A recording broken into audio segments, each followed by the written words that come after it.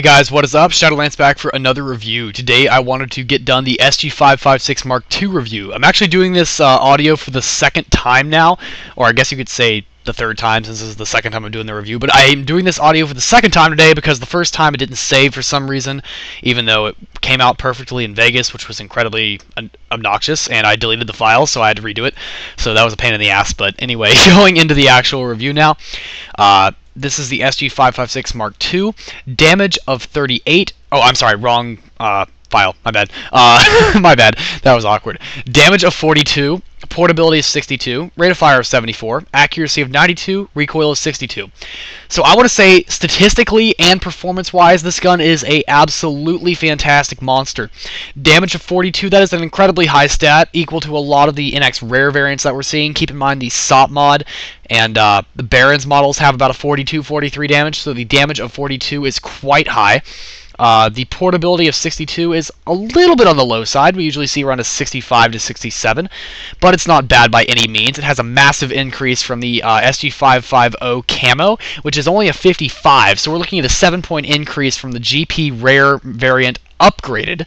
So that's, or sorry, the GP upgraded variant, so that's kind of a nice upgrade.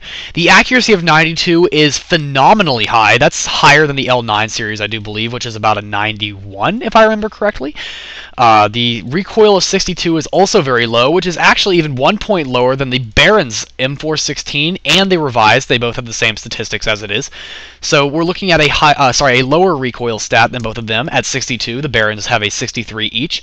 So that's an incredibly low recoil, and the pattern is so small, there actually practically is no pattern.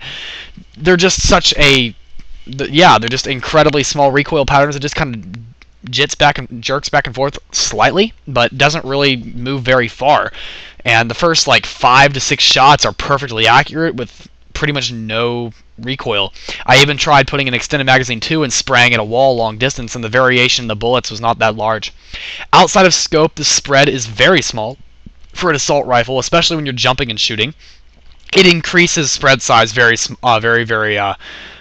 slowly, and the rate of fire of 74 is strange. That's kind of strange. Usually higher fire rate weapons, despite the lower recoil, would still have a larger spread increase outside of scope, but we're seeing a rather small increase even for a faster fire rate weapon. So rather small increase, high damage. The only downside of this weapon, and I mean this really is the only downside, is that the damage drop-off is kind of bad. This can still be a 4-shot kill at maximum ranges, sometimes a 5-shot kill on a heavy vester.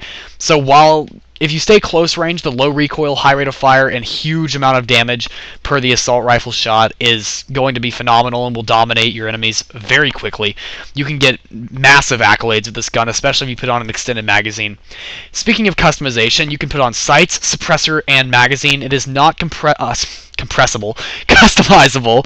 I would be very disturbed if my gun was compressible. Although I guess some guns are, you can make them smaller by like, you know, compressing them. But anyway, that's not what I was talking about. It can be fully customized, and it is not customized in the Gun Emporium. You cannot customize it in the Gun Emporium. My bad, I can't speak today.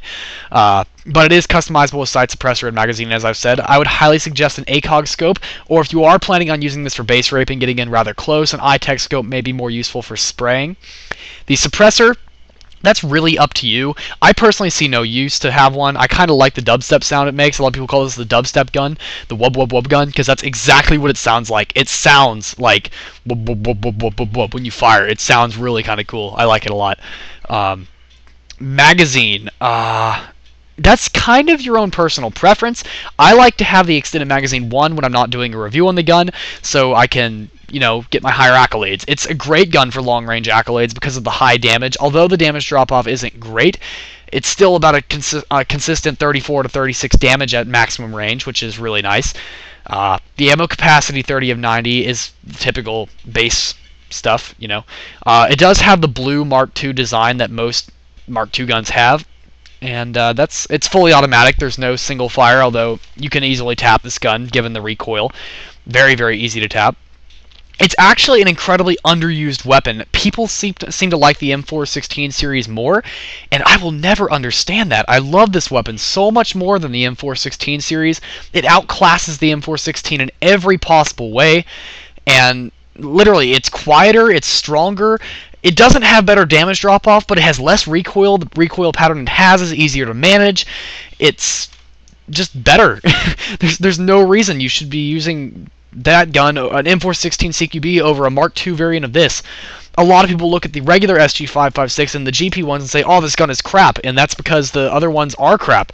This one and the camo variant Mark II are amazing. I love these weapons, and I don't understand why people don't use these. The accuracy of 92 is incredibly high, and the spread recovery is very fast, on top of the fact that it already has an incredibly small recoil. I don't understand why people wouldn't be using this weapon more often. I'm going to quickly compare it to the basic GP M416. I know I don't normally compare it to GP weapons, but in this case I feel like it might be necessary, considering that the M416 GP variant is actually better than the NX variant nowadays, given the customization to it. So looking at the regular M416, you're seeing a base damage of 38, portability of 62, rate of fire of 74, accuracy of 80, and recoil of 63. Upgraded, we are seeing a damage of 41, a portability of 62, a rate of fire of 77, an accuracy of 83, and a recoil of 66. However, if you're smart about this, you will not increase the accuracy. You will leave the accuracy at 80, and the recoil will remain a 63 and not get buffed up to a 66, because 66 is starting to reach the higher levels of recoil, so you would be smart not to do that. So then also comparing it to the SG556 basic variant, this is the reason a lot of people get turned away from the gun, since you cannot directly look at the SG556 Mark II's statistics in the Gun Emporium, or rather in-game. You would have to use an outside source such as this review to find these stats. A lot of people get turned off of the series, and I believe that may be one of the reasons the M416 series is more favored, and also because the GP variant, obviously, this is a NX gun. So, but as far as NX guns, I don't know why you wouldn't take this over it, because the Mark II of this is so much better. Going over the SG556, you're looking at a very pathetic weapon, a damage of 36 with terrible damage drop-off to boot, portability of 62 compared to the Mark II's 62 is the same actually. The rate of fire is still the same at 74. The accuracy is 90, which is still quite high, but the Mark II has a 92, which is a nice increase. And the recoil of 62 is the same, and the pattern is a little heftier on the SG556, but not a whole lot. It's still quite manageable and easy to use, but the Mark II, with the much higher damage, the slightly less damage drop-off, although it's, obviously, like I said before, still not fantastic. It's just good. Both guns can have the suppressor scope and magazine equipped, so that's not necessarily different. Both guns are automatic, and yeah. But just really easy gun to tap fire, and just really easy gun to get kills with. I like the gun quite a bit. I would take it into competitive gameplay. I would use it over the M416 CQB any day, which is the same reason why I have not bought the weapon back. It's just not useful to have or use. So, and when I have this one anyway, so, and I see no reason to have a secondary of it. So that's just my personal opinion. But it really is up to you guys whether or not you want to get the gun or not. I would highly suggest that if you don't have the M416 CQB yet, that you do. If you have the CQB, then if you have a spare bit of an X and you're a collector, you don't have this gun, and you really feel like you like the M416 CQB, I challenge you to try this weapon and say you don't like it, because it's quite a fantastic weapon in my opinion, and I will be rating it very high. I know I didn't rate it as high in my last review of it, but I will be rating it higher this time because I've had more time to extensively use the gun, and not saying I didn't use it extensively before the previous review, but I've had more time to really get back and use this gun more this time around.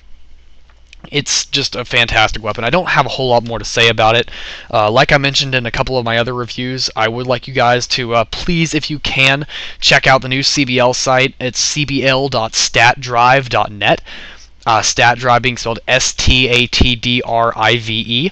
cbl.statdrive.net. They recently moved sites due to some legal issues over the domain name, is from what I understand.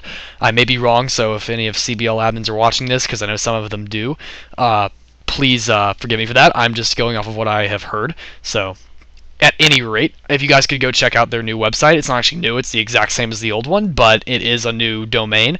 They're looking to get some of their members back, and I don't blame them. I'm trying to get some of my subscribers back. So on that note, I think I would like to say go ahead, and if you won't mind, if you enjoy watching these reviews, please drop a like and rate, comment, subscribe. I would highly appreciate that. I do love to get good feedback. I don't know how that guy got that lucky-ass no-scope, but Thank you for watching this review. Please rate, comment, subscribe. I'm going to leave some dead silence here at the end because I don't really have anything else to say. Just enjoy me failing with the Andromalius, and I will see you guys in the next review. Shadolance out.